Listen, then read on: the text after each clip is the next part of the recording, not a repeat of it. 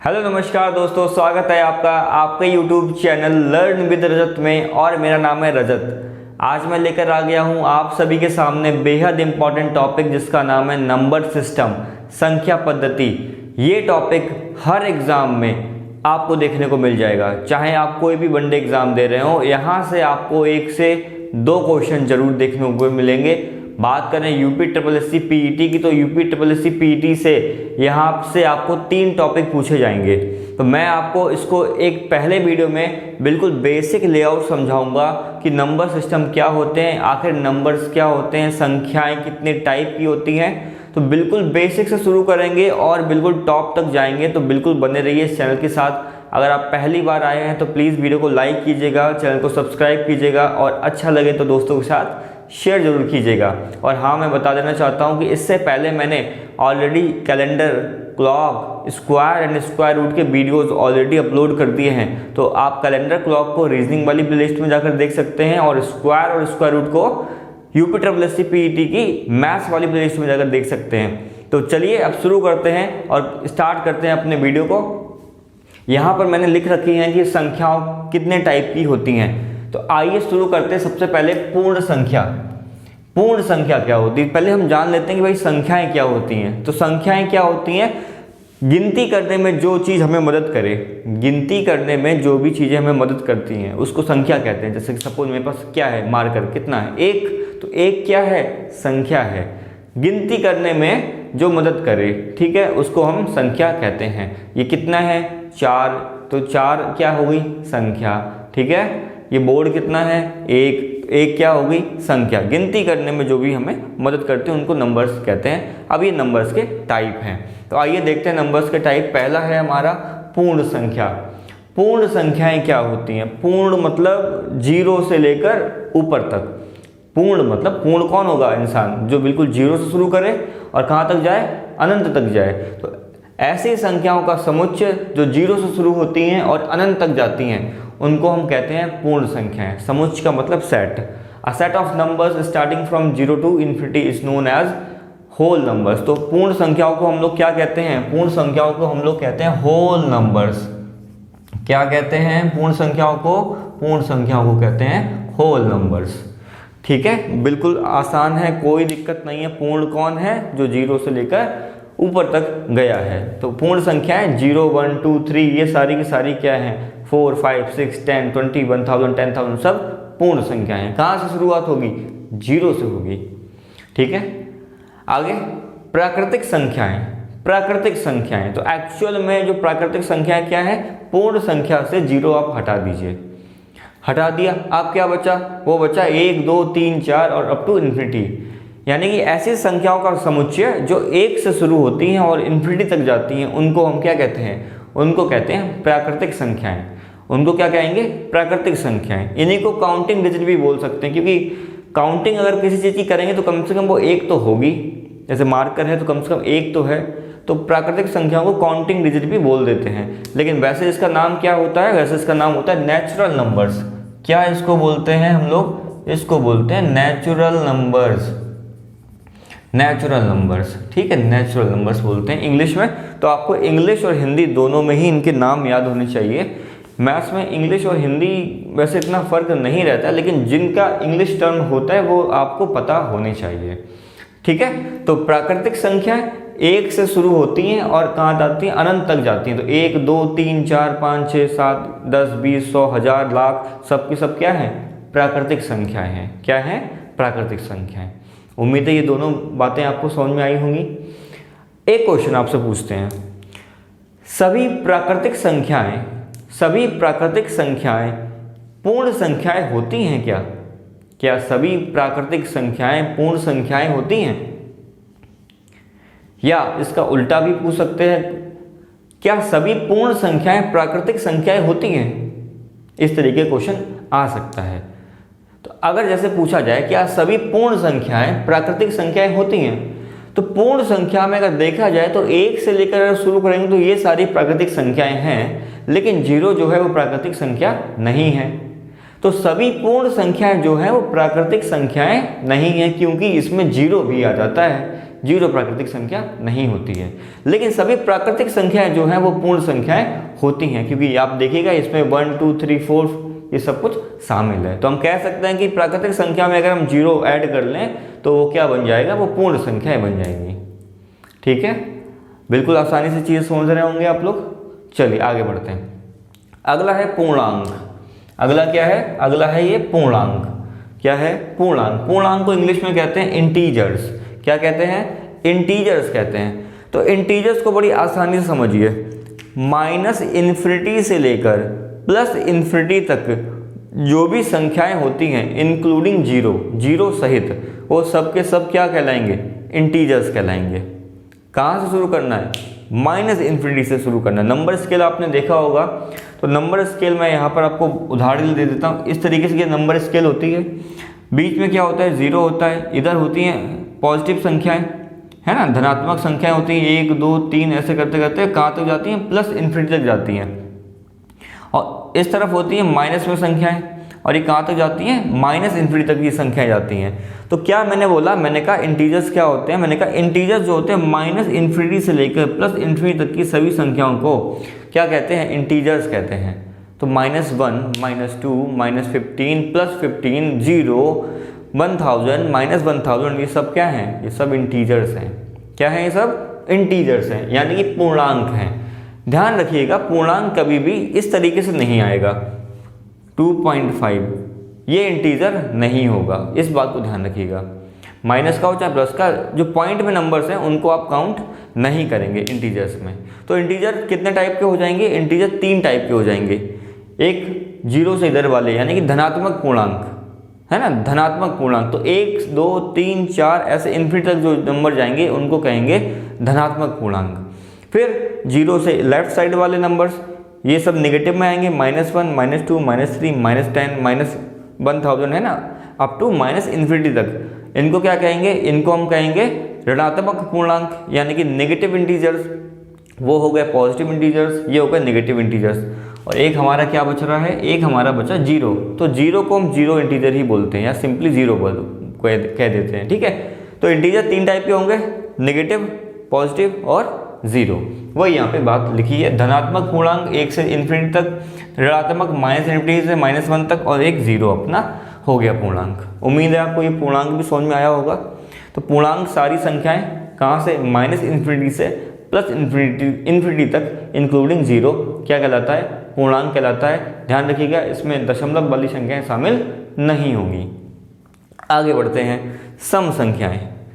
सम संख्याएं, तो सम संख्याएं यानी कि इवन नंबर, इंग्लिश में भी देखते जाइए, इवन नंबर। ये चैप्टर बहुत ज़्यादा इंपॉर्टेंट होने वाला है आपके लिए, तो प्लीज़ वीडियो को लाइक करते रहिए, चैनल को सब्सक्राइब करते रहिए, और दोस्तों के साथ अपना शेयर जरूर करते रहिए, क्योंकि आप जब शेयर करते हैं तो मुझे मोटिवेशन मिलता है, आपके कमेंट से मुझे मोटिवेशन मिलता है, और मैं इतने अच्छे वीडियो आपके लिए बना पाता हूँ। और मैं कोशिश करूँगा कि और ज़्यादा आपके लिए कॉन्सेप्ट क्लियर करते हुए वीडियोज़ में लाता रहूँ। तो प्लीज़ लाइक कीजिए, मेरा मोटिवेशन बढ़ाइए। चलिए, सम संख्याएं, सम संख्याएं इनको बोलते हैं इवन नंबर्स। क्या बोलते हैं, इवन नंबर। इवन नंबर्स वो नंबर्स होते हैं, सम संख्याएं वे संख्याएं होती हैं जो 2 से पूर्णतः विभाजित हो जाएं। ऐसी संख्याएं जो 2 से पूर्णतः विभाजित हो जाएं उनको क्या कहते हैं, उनको सम संख्या कहते हैं। जैसे कि आपके कौन से हो गए सम संख्या, जैसे कि 2 4 6 8 10 20 है ना, 40 100। इनको जब हम 2 से डिवाइड करेंगे तो एग्जैक्टली हमारा आंसर मिलेगा। रिमाइंडर कितना आएगा, तो फिर 0। इसलिए इनको क्या कहेंगे, इनको कहेंगे सम संख्याएं। क्वेश्चन ये आता है, क्या 0 सम संख्या है, क्या 0 सम संख्या है? तो जरा देख लेते हैं। अभी जो कॉन्सेप्ट पढ़ा हमने, तो कॉन्सेप्ट के अकॉर्डिंग क्या है कि अगर 0 2 से डिवाइड हो जाता है तो वो सम है, और अगर नहीं होता है तो विषम है। तो 0 को अगर हम 2 से डिवाइड करेंगे तो आंसर कितना मिलेगा, हमें 0 मिलेगा। कितना मिलेगा, 0। तो 0 भी हमारा क्या हो जाएगा, एक सम संख्या के रूप में इंक्लूड कर सकते हैं। ठीक है, आप मुझे एक बार देख के बताइएगा, क्या 0 सम संख्या में काउंट होगा या नहीं होगा। इस बात को आप मुझे कमेंट बॉक्स में ज़रूर बताइएगा। आगे बढ़ते हैं, विषम संख्याएं। विषम संख्याओं को बोलते हैं ऑड नंबर्स। क्या नंबर्स बोलते हैं, ऑड नंबर्स। इवन नंबर्स सम संख्याएं, ऑड नंबर विषम संख्याएं। इवन ऑड बिल्कुल उल्टा, ऐसी संख्याएं जो 2 से विभाजित नहीं होती हैं, अर्थात जब हम इनको 2 से विभाजित करेंगे तो हमें कुछ ना कुछ शेषफल बच जाएगा जीरो के अतिरिक्त, है ना। तो उन संख्याओं को हम क्या कहेंगे, उन संख्याओं को हम विषम संख्याएं कहेंगे। जैसे एग्जाम्पल हमारा क्या हो जाएगा, 1, 3, 5, 7, इनको जब 2 से डिवाइड करेंगे तो हमारा रिमाइंडर कुछ ना कुछ बचेगा जीरो के अतिरिक्त, यानी कि पूर्णतः ये संख्या विभाजित नहीं होंगी, इसलिए इनको क्या कहेंगे, इनको कहेंगे विषम संख्याएं। ठीक है, आपको ये जो बेसिक बातें हैं, ये जो बेसिक टर्म हैं, हर एग्जाम में काम आने वाले हैं। ऐसा नहीं है कि ये केवल वीडियो UPSSC PET एग्जाम के लिए ही है, ये हर वनडे एग्जाम के लिए ज़रूरी है जिस एग्ज़ाम में मैथ्स आती है। तो आप इसको हर दोस्त के साथ शेयर कीजिए जो किसी भी एग्ज़ाम की तैयारी कर रहा हो और जिसको मैथ्स में थोड़ा सा डर लगता हो, जिसको बिल्कुल बेसिक से टॉप तक सीखना हो, तो आप प्लीज़ इस वीडियो को उन तक ज़रूर शेयर कीजिए। ठीक है, आगे बढ़ते हैं। आगे हैं अभाज्य संख्याएं। अ मीन्स नहीं, अगर हिंदी आप जानते हैं तो अ मीन्स क्या होता है, नहीं, भाज्य मतलब विभाजित।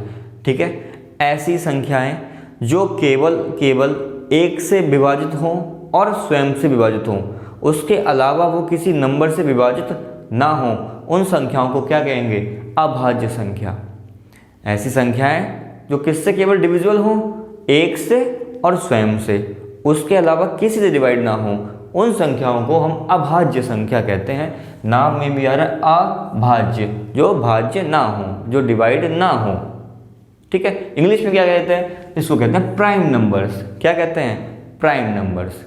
ठीक है, तो कौन कौन से होंगे प्राइम नंबर, जरा देखिए, 2, 3, 5, 7, 11, है ना।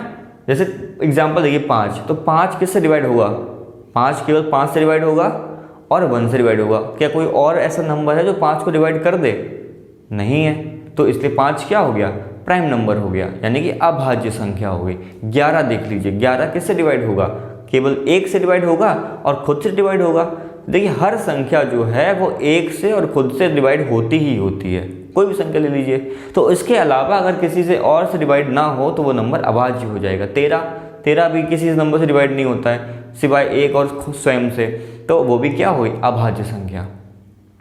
अब क्वेश्चन ये आता है कि क्या 1 यानी कि 1 एक प्राइम नंबर है या नहीं है, 1 जो है वो प्राइम नंबर है या नहीं है। तो इस वीडियो को पॉज कीजिए और अपना आंसर मुझे कमेंट बॉक्स में अभी दीजिए, फिर मैं आपको बताता हूँ। तो मैं आपको याद दिला दूँ, मैं बता दूँ कि 1 जो संख्या है वो अभाज्य संख्या नहीं है। ऐसा आपको ऑप्शन दे देगा, इनमें से कौन सी अभाज्य संख्या है या नहीं है, और आपको एक ऑप्शन में दे देगा, तो आप उसको चूज मत कीजिएगा। 1 जो है अभाज्य संख्या नहीं होती है। कारण क्या है, इसका कारण समझिए। देखिए मैंने क्या कहा आपसे, मैंने कहा कि ऐसी संख्या जो स्वयं से डिवाइड हो जाए और 1 से हो जाए। 1 के केस में ज़रा देखिए, क्या ये दोनों बातें अलग अलग हैं या एक ही है।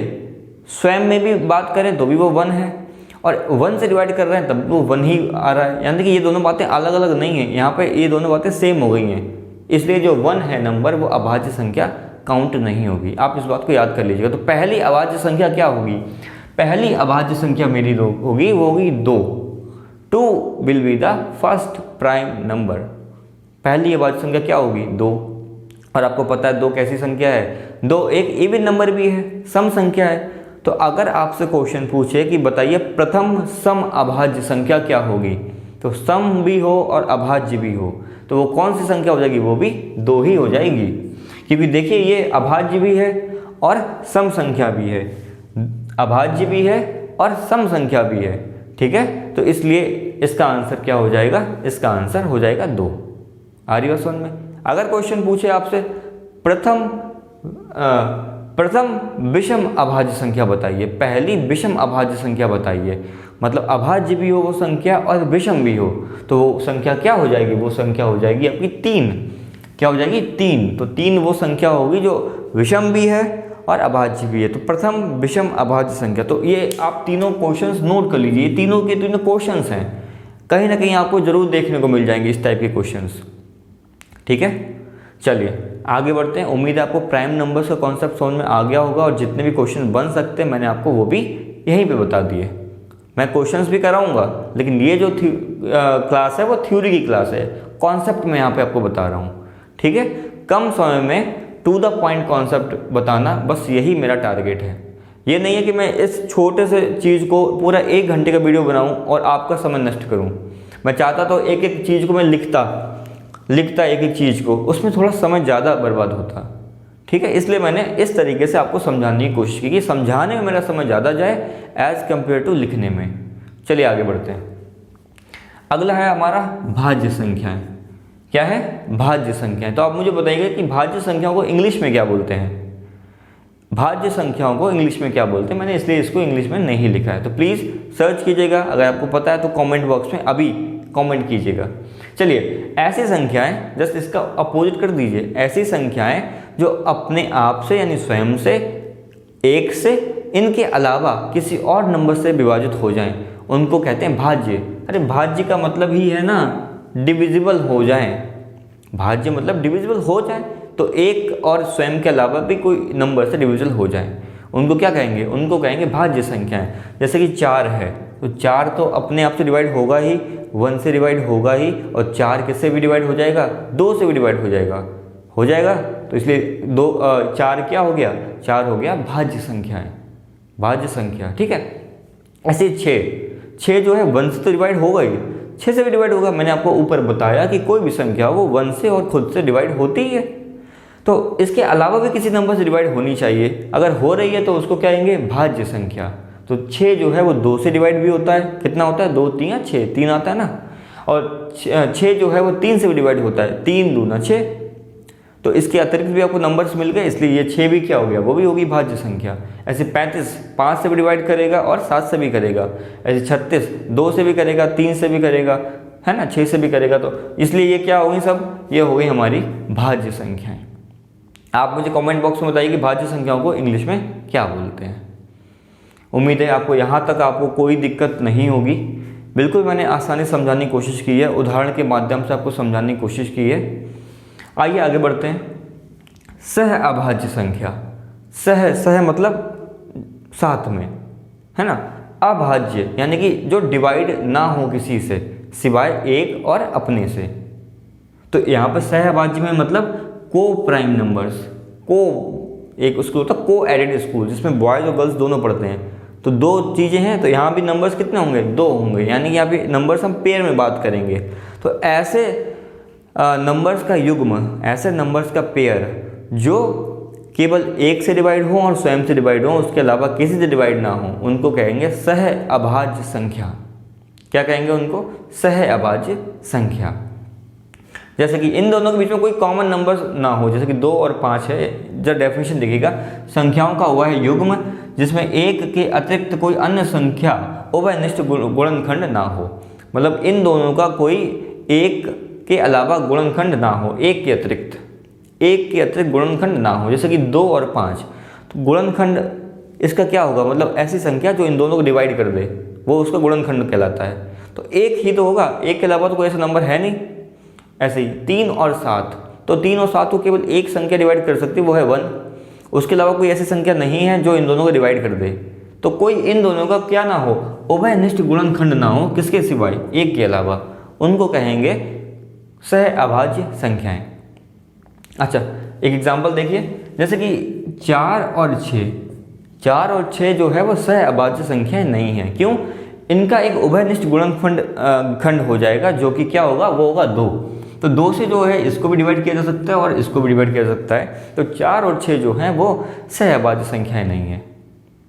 जबकि 4 और 5 जो हैं वो सह अभाज्य संख्याएं हैं। क्यों?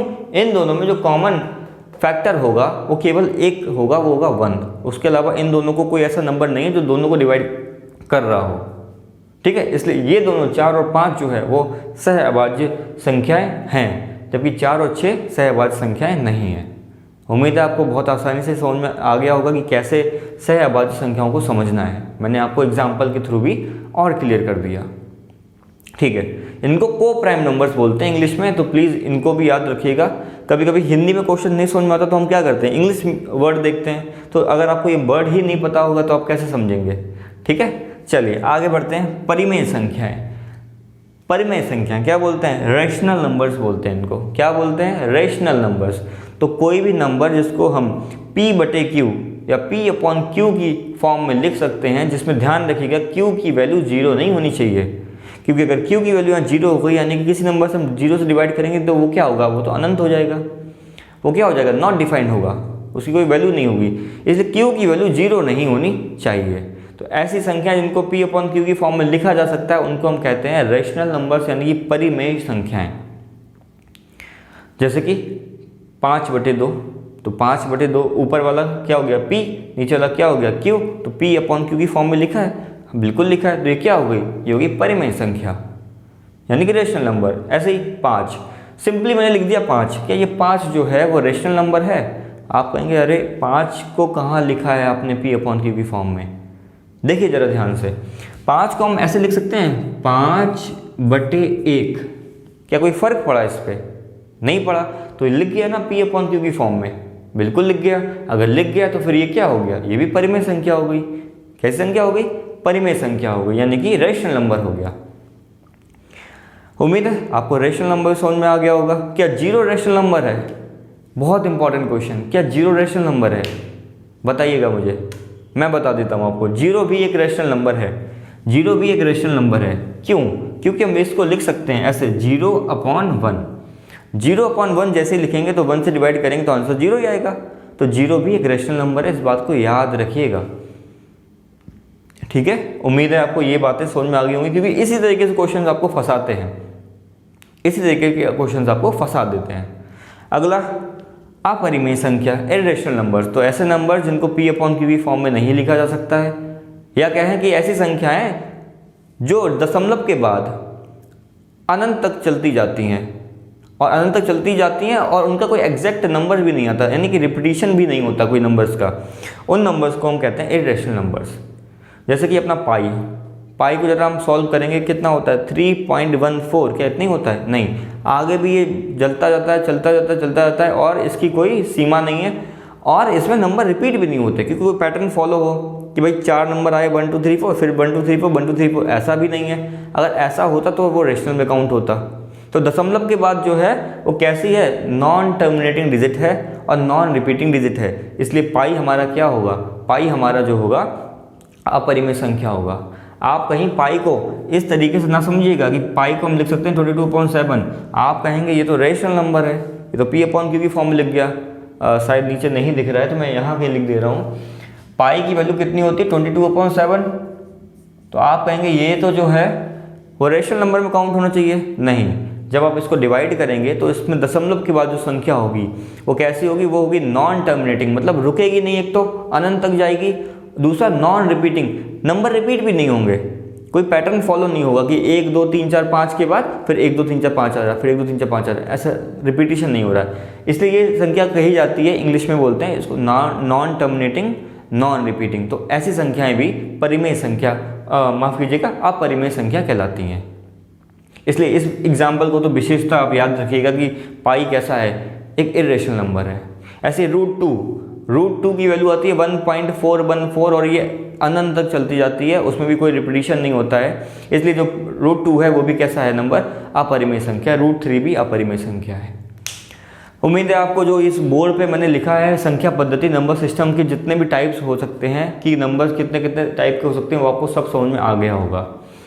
उम्मीद है आपको वीडियो पसंद आया होगा। अगर वीडियो पसंद आया तो प्लीज़ इसको वीडियो को लाइक कीजिए, दोस्तों के साथ शेयर कीजिए, जितने भी आपके दोस्त तैयारी कर रहे हैं उन ग्रुप्स में सेंड कीजिए, है ना, ताकि मुझे मोटिवेशन मिले। और प्लीज़ इस वीडियो के बारे में फीडबैक आप ज़रूर दीजिए कि आपको वीडियो कितना पसंद आया या आप क्या वीडियो में सुधार चाहते हैं।